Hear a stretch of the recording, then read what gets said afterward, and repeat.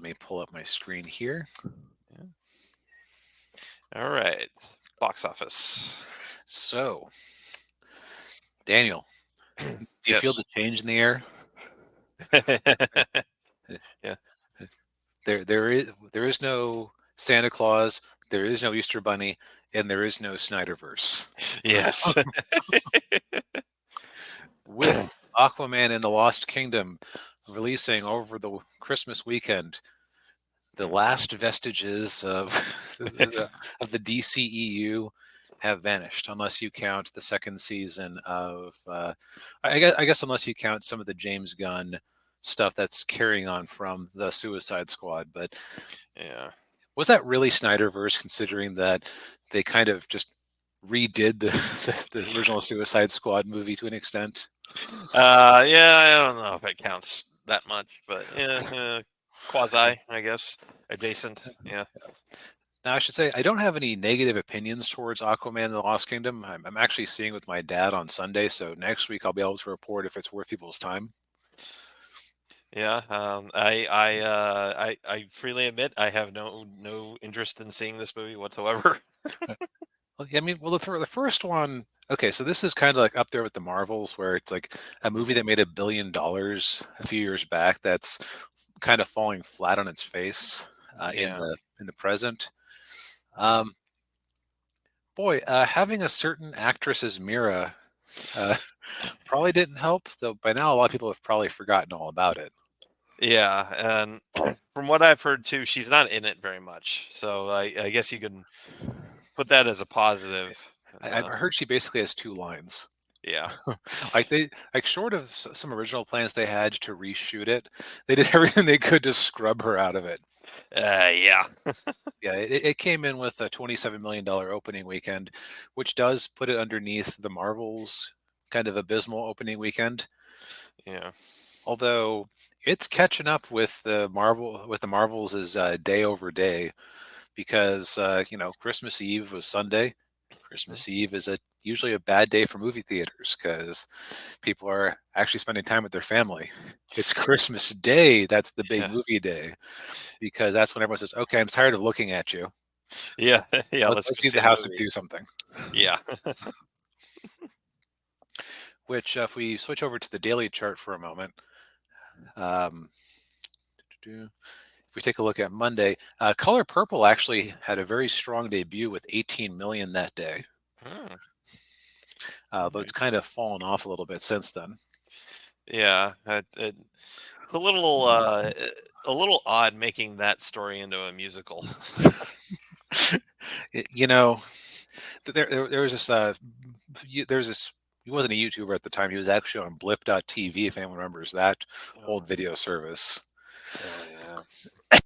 named SF Debris. He is actually a YouTuber now, but he was talking about the making of Star Trek 5, and how the studio wanted another light comedy movie like Star Trek 4 had been, but William Shatner really wanted to do his introspective, deep movie about the search for God, and he convinced the studio that he could do both. And SF Debris' bit was, look, sometimes you don't get the movie you make and it sucks, but you kind of have to make adjustments.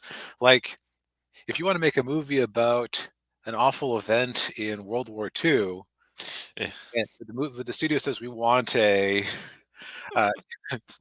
musical or a comedy musical,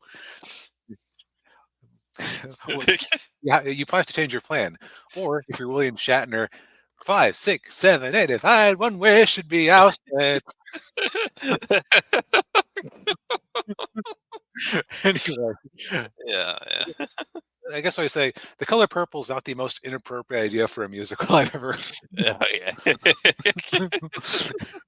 That wins. Yeah. Yeah. Yeah, like by now, Aquaman has surpassed 50 million day over day because it's taking advantage of the fact that it is, a lot of people are off for Christmas week. Mhm. Uh, Coming in at number two, we have what's probably going to be the big winner of December and January, which is Wonka, Mhm. another musical, Yes. also released by Warner Brothers, just like The Color Purple. What's up with that? I don't know. Yeah, we were talking before the show. Warner just kind of like stacked all of their movies right at the end of the year. Yeah, like I will say, it is kind of clever because Disney isn't putting out anything. Like there aren't a lot of other major releases aside from one we'll talk about in a minute. Yeah, Um, and they do cover different demographics and interest groups, so it's good on them for making things that aren't necessarily franchise movies. Well, they are franchise movies, but they're not like sci-fi superheroes franchise movies. right. Yeah, Coming in at number three is Migration with kind of piddling $12 million opening, which really surprised us. yeah. This is the Universal animated movie. It's Illumination, right? Yep. So I mean, it's the same people that did Mario Brothers and Despicable Yep. Me and Minions. Yeah, it's weird to see them kind of have a misfire like that. Yeah, I think I recall Chris Gore saying that the movie was basically made for kids of single digit age, which uh, yeah, could be hurting its crossover appeal. yeah. Because most Illumination movies do have uh, pretty good crossover between kids and adults. Yeah. Yeah, So number four, Anyone But You, which sounds like it's kind of a raunchy romance comedy at 6 million. yeah, Then we have Solar Part One Ceasefire, which is either a Bollywood or a Tollywood. yeah. And then at six, we've got Iron Claw, which is the biopic about the professional wrestler family. That going back to mentioning Film Threat, one of their top movies of the year. Yeah, I've heard good things about it. I'm not really a wrestling guy, so I'm not rushing out to see it, but Yeah, yeah, maybe when it hits streaming.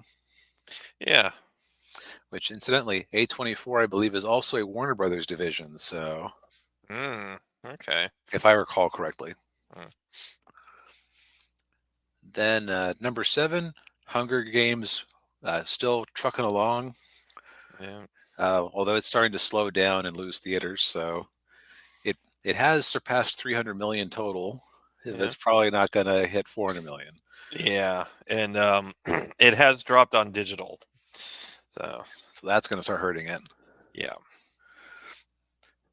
And then we've got our twin Japanese releases, The Boy and the Heron and Godzilla minus one, uh, clinging on at 8 and 9. yeah. And I believe I may have mentioned this last week, but I think Godzilla minus one has made more money in the U.S. than it has in Japan. Um, well, well, when we looked it up, we didn't have an actual, like, for whatever reason, the numbers has no estimate for its Japanese release. Oh, that's right. Yeah, Let's see here. How much has Godzilla minus one made in Japan? Let's see if we can find a source for that. yeah. How much did Godzilla? Not immediately. Oh Immediately wait, available. let's see your Japan. Let's see your Japan Times. Gee, that's helpful. It made 6.6 million in dollars over its first weekend back in November, but we don't have a grand total, Huh. which means it did actually have a higher opening weekend here in the States than in Japan. So that's, Yeah, although population three population. times as big, so it's Right. Yeah. apples and oranges. Yeah, that's true. And then we got Donkey, which another Bollywood or Tollywood film. Yeah. One thing I'm noticing here is a complete absence of Disney from the top 10. Yeah. And the films that we made fun of earlier for their low performance continue to have low performance. Yes. We were looking at Wish, and it's done. What do we say? It's done worse than. It At least as far as last weekend, it was still trailing Napoleon by a million. Right. Yeah. And The Marvels is in a whopping 220 theaters. Wow. That. I had this feeling that Aquaman is going to come from behind on it, as much as people were saying, "Oh, it's doing worse than The Marvels." Yeah. Well, It's and don't underestimate too that yes, the actress playing Mira, people hate her, but there are a lot of people who really like Jason Momoa. So especially if he's not wearing a shirt at the time. yeah, yeah, I will say, one of the funnier things to come out of that Amber Heard trial, how many actors and actresses have to deal with a studio head coming in and being on the record that you're bad at acting? yeah, Like he specifically came in, and the line of questioning from the attorney had to say, "Yeah, they basically had no chemistry. If you thought there was chemistry in that movie, that was carefully edited." okay. Like that's Ouch. yeah. Yeah. Now, if we take a look at the year as a whole, so the numbers just provide the helpful benchmarks. 2023 grand total box office, 8,900,000,000, Mm, about half of what it did in 2002 at 16 billion. But, it's up from 2020. So yeah. mhm. Yeah, that's yeah. Up from the year when everything was closed. Yeah. But if we take a look at the top 10 movies of the year, there were a couple of surprises here. Um, so we have Barbie at number one. Not that is not the surprise. Yeah, Then Super Mario Bros., yeah, Spider-Man Across the Spider-Verse, which I wonder if this is one of the only times we've had a year where where two of the top three were animated movies. So that's kind of unusual for the States, yeah. That is. Yeah, you usually only have like one. Yeah, or none. right? Yeah.